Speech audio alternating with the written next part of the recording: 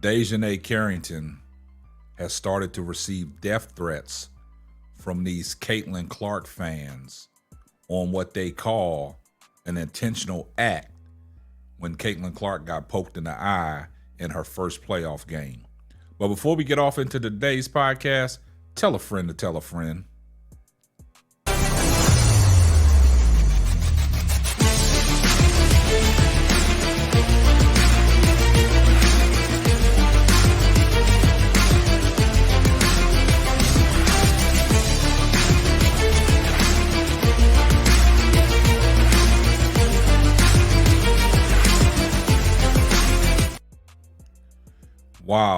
Wow.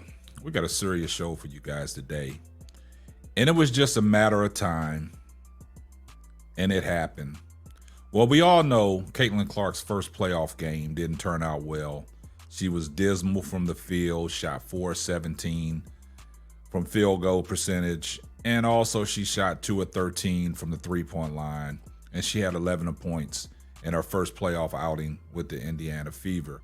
And they got mollywopped by the Connecticut Suns. And in that game, we saw some physicality. We saw some great defense by the Connecticut Suns. We saw some relentless on-the-ball defense from Dijonia Carrington. And then also, the Connecticut Suns coach made a switch and put DeWanna Bonner on Caitlin Clark to disturb her with her length and athleticism.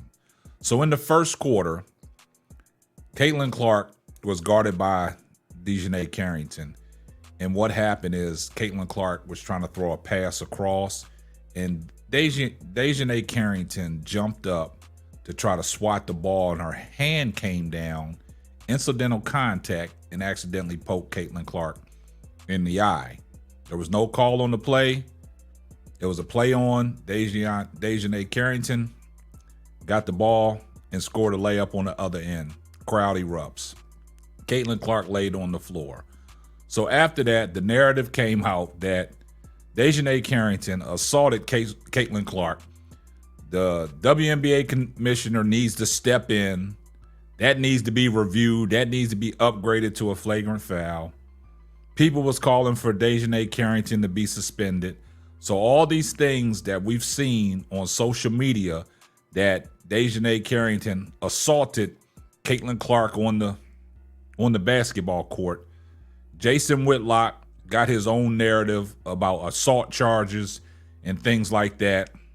So what happens is these Caitlin Clark fans, they see enough of that stuff on the internet that people made the video about what Dijonia Carrington did to Caitlin Clark. So they see these videos from these YouTube content creators and what the media has spun their own narrative. But I give props to the mainstream media in a sense because they didn't make that a storyline.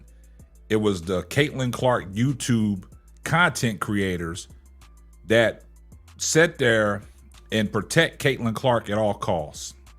So what happened is ESPN the next day didn't talk about it when the Fever took the L to the Connecticut Suns. They talked about Alyssa Thomas triple-double. That was a storyline. They didn't really even touch the Dijonia Carrington finger to Caitlin Clark. Caitlin Clark addressed it. She said it didn't bother her. She said it wasn't intentional. And what happened yesterday during shoot-around, one of the reporters asked Dijonia Carrington about the incident. And she said, "Did you intentionally poke Caitlin Clark in the eye?" Why would a reporter ask that? Let's stick to basketball. And see, this is where it gets dicey and slicey and all kinds of messy. Now, these Caitlin Clark fans see that. So now what's happened? Dijonia Carrington is receiving death threats from these Caitlin Clark fans. They're bold enough to go onto her social media, find her email or Instagram, and send her direct messages threatening her. So what happened, Dijonia Carrington posted on her Instagram story an incident that she got an email directly from one of these Caitlin Clark fans threatening her life. And this is what she posted on her Instagram story. Straight to Dijonia Carrington. Whoever sent the email, they was like, NA. Y'all see what the caption is. Worthless, bleep, bleep. I hope someone rapes you and cuts your head off. Then Dijonia Carrington posted, can't make this up. Sent to my email. Y'all need Jesus for real. Yes, y'all need Jesus. And this is what it comes down to. It goes outside the lines of basketball. It can never stay within the 94 feet. It can never stay within that. Anytime something happens to Caitlin Clark, these fans get outraged, and this is what happens. And it starts in the YouTube content creators media space. It starts with these people that have these Caitlin Clark channels and Indiana Fever channels, and they make these headlines about what happened, and these Caitlin Clark fans run with it. They run with the narrative that their content creators are pushing. So that gives them the balls enough to send emails directly to somebody that has done something to Caitlin Clark or has affected Caitlin Clark in some way. So I've been saying this for the longest, but then people will come in the comment section talking about all these girls are playing victim, but you're hearing it from the horse's mouth and y'all still don't believe it. They showing receipts, they showing evidence, but y'all still think it's fake. Y'all might think that's AI generated. Y'all might think that's, somebody just playing around. Nah, that's them Caitlin Clark fans that are being serious and they're sending death threats. And this is what we've been talking about. When Angel Reese came out and said that she's receiving death threats, y'all didn't want to believe it because it came from the horse's mouth on her podcast, Unapologetically Angel. And then it started with her mother showing receipts about the emails that she's receiving from these Caitlin Clark fans. But y'all didn't want to believe that. But she's showing receipts. So when do y'all start going to believe in stuff?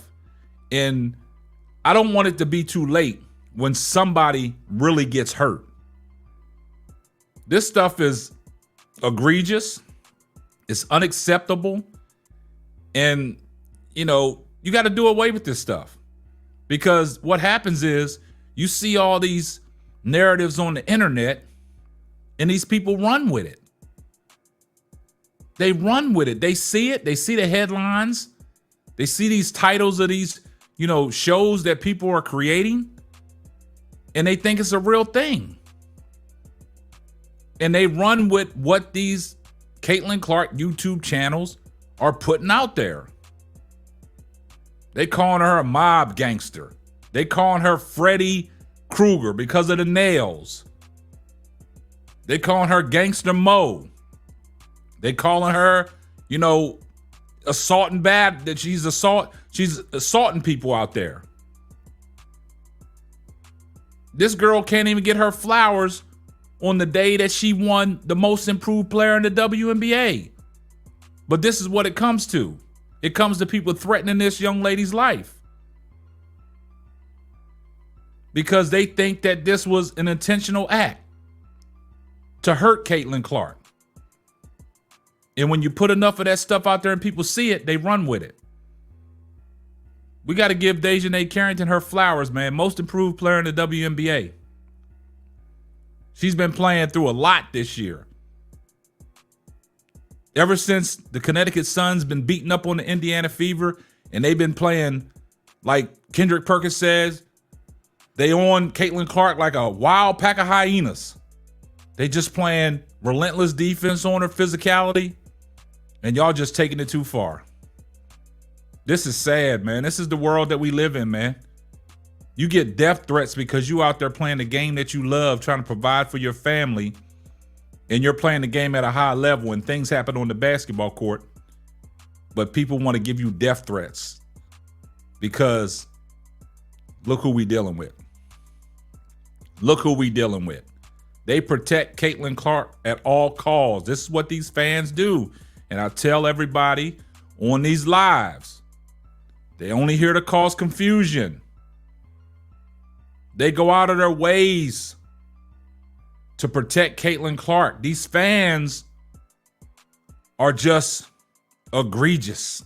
They go to any lengths. And everybody says we don't want to make it a racist thing, but it is a racist thing because Dijonia Carrington is a black athlete. Caitlin Clark is a white athlete. Now you got these fans attacking this black athlete that accidentally poked Caitlin Clark in the eye. Now, if it was a white athlete poked Caitlin Clark in the eye, we wouldn't even be talking about this. It is what it is. So you guys let me know what y'all think down in the comment section about today's podcast.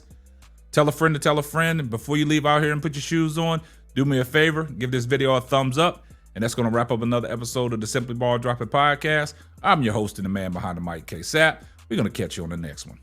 Deuces. Thanks for listening to the Simply Ball Dropping Podcast. Be sure to subscribe, like, and share on all major platforms. That's all, folks.